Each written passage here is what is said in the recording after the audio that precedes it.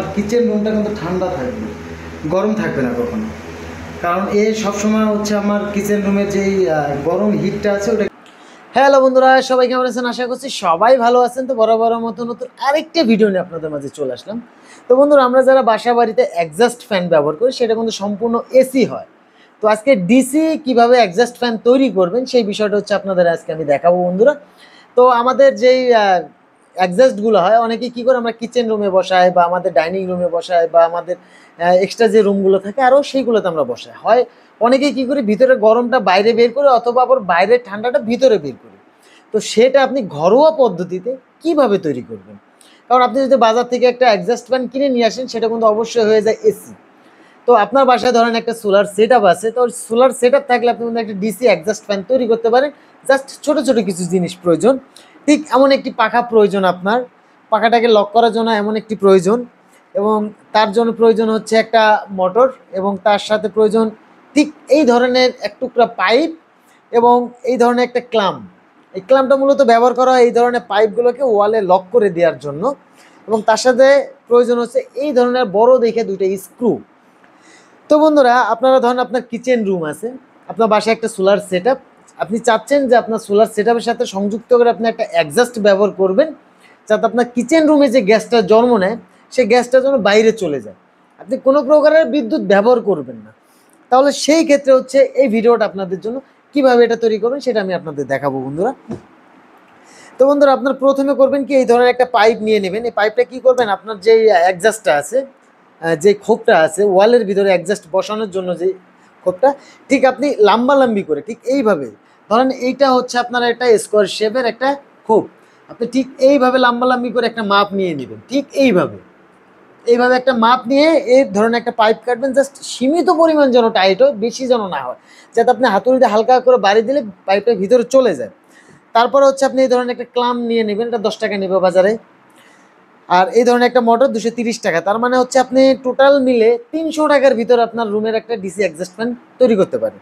তো এটা কিভাবে সেটিং করবেন সেটা আমি আপনাদের দেখাই। প্রথমে তো বললাম যে একটা পাইপকে আপনার মাপ দিয়ে আগে কেটে নিয়ে আসবেন। তার পরবর্তীতে হচ্ছে আপনি এই ধরনের একটা ক্লাম নিয়ে জাস্ট দুইটা স্ক্রু নিয়ে নেবেন। ভাই একটু কাছে এসে সবারে দেখার সুযোগ করে দাও। এই ধরনের একটা ক্লাম নিয়ে নেবেন। ক্লাম নিয়ে ঠিক এইভাবে দেখেন, এখানে কিন্তু বেশি কোনো কষ্ট নাই বন্ধুরা, একদম সিম্পল। আর যদি আপনারা সম্ভব হয় তাহলে আরেকটা কাজ করবেন, সেটা আমি বলে দিচ্ছি আপনাদের। সেটা হলো টিউব। এই জায়গাটা, এইখানটার নিচটা হচ্ছে টিউব ব্যবহার করার চেষ্টা করবেন।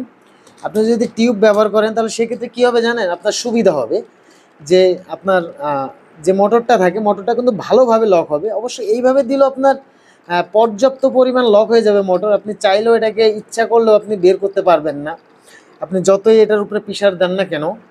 তো বন্ধুরা, যারা বাসায় ডিসি এক্সস্ট ফ্যান তৈরি করতে চাচ্ছেন তারা অবশ্যই ভিডিওটা সম্পূর্ণ করবেন। তো বন্ধুরা, আমি হচ্ছে এখানে আমার দুটা স্ক্রুর মাধ্যমে হচ্ছে আমি এটাকে টাইট করে নিচ্ছি বন্ধুরা। এটাকে আগে আমি একটু টাইট করে নিলাম বন্ধুরা। এইখানে একটু মোটামুটি ভালোভাবে টাইট করে দিবেন। আপনি যদি এটাকে মোটামুটি ভালোভাবে একটু টাইট করে দেন, আপনি এটাকে সারাদিন ঝাঁকাঝাঁকি করলেও আপনি এটাকে খুলতে পারবেন না। এখন দেখেন বন্ধুরা, এটা কিন্তু প্রচুর পরিমাণে একটা টাইট হয়ে গেছে। এখানে আপনি চাইলে এটাকে কিন্তু সহজে খুলতে পারছেন না, এটা হেভি মানে টাইট হয়ে গেছে। এখন আপনি কি করবেন, এই ফ্যানটা পরে বসাবেন। আগে আপনার যে অ্যাডজাস্টটা আছে বাইরের সাইড দিয়ে, আপনি যদি বাইরে আবহাওয়াটা বের করতে চান তাহলে অবশ্যই কিন্তু এটা বাইরের সাইড দিয়ে পাখাটা, এই যে পাখাটা আপনার, এই পাখাটা কিন্তু বাইরে রাখতে হবে। বাইরের সাইডে আপনি যদি ভিতরের আবহাওয়াটাকে বাইরে বের করে দিতে চান তাহলে অবশ্যই পাখাটা বাইরে রাখবেন। আর যদি বাইরের আবহাওয়াটা আপনি ভিতরে আনতে চান তাহলে অবশ্যই পাখাটা ভিতরে রাখবেন। তখন আপনি ভিতর দিয়ে ঢুকাবেন এইভাবে, ঠিক এইভাবে। ধরেন আমি বাইরে থেকে ভিতরে আবহাওয়াটা আনবো আমার রুমের ভিতরে, তাহলে এইভাবে সেট করব। আর আমি যদি বাইরে বের করে দিই তাহলে আমি ঠিক এইভাবে সেট করে দেবো যাতে আমার আবহাওয়াটা বাইরে চলে যায়। তো বন্ধুরা, এই যে একদম সিম্পল, আসলে আমার কিচেন রুমে বসাবো, আর এখন যেহেতু রাত, এটা একটু উচ্চতা। তো বন্ধুরা, আমি এটাকে কিভাবে সেট করছি, যেহেতু আমি রাত্রেবেলা সেট করছি, কারণ আমি দিনে অতটা পরিমাণ সময় পাই না। এই যে আপনারা একটু দেখে নিন কিভাবে সেটটা করছি। উপরে হচ্ছে একটা অংশ দিছি এবং নিচে একটু কাগজ দিয়ে জাস্ট এটাকে জয়েন্ট করে দিছি। তারপরে আমি যদি একটু, কারণ যেহেতু আমি ময়ূর উপরেই, যে আপনি দেখলে হয়তো বুঝতে পারবেন যে কোথায় দাঁড়ায় এটা বসাচ্ছি, কতটা উচ্চতা। তো এই যে দেখেন বন্ধুরা, আমি কিন্তু এটা আমার কিচেন রুমে আমি সেট করে দিছি, ঠিক এই যে এইভাবে আপনারা যেভাবে আমি আপনাদের ভিডিওতে দেখাইছিলাম। তো বাইরে ভিতর সাইড থেকেও আমি আরেকবার দেখানোর চেষ্টা করব এখন ভিতরে গিয়ে।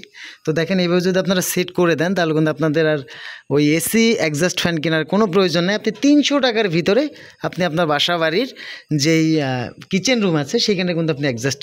বন্ধুরা আমি ভিতর থেকে আপনাদের একটু দেখাই, যে দেখেন আমার যেই খোপটা, এই খোপ থেকে হচ্ছে আমি এক্সস্টটা অ্যাড করেছি এবং এইখান থেকে হচ্ছে আমার লাইন দিয়ে দিয়েছে আমার সোলার সেটআপের সাথে। এই যে দেখতে পাচ্ছেন, এই যে আমি এখানে কানেক্টর বসিয়ে আমি লাইন দিয়ে দিয়েছি এবং এই যে তারটা, এটার মাথায় হচ্ছে আমি একটা বেড সুইচ বসিয়ে দিব, যাতে বেড সুইচ বসিয়ে দিলে আমি অফ অনটা খুব দ্রুত করতে পারি। আমি এই গ্রিলের ভিতর দিয়েছি, আমি বেড সুইচটা ঠিক এই অংশটাই রেখে দিব।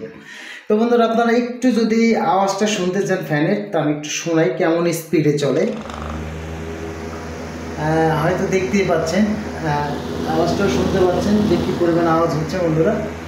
তো এতে কি হচ্ছে, আমার কিচেন রুমে যত প্রকারের গ্যাস হচ্ছে, রান্নাবান্না যা হবে সব চলে যাবে, প্লাস হচ্ছে আমার কিচেন রুমটা কিন্তু ঠান্ডা থাকবে, গরম থাকবে না কখনো।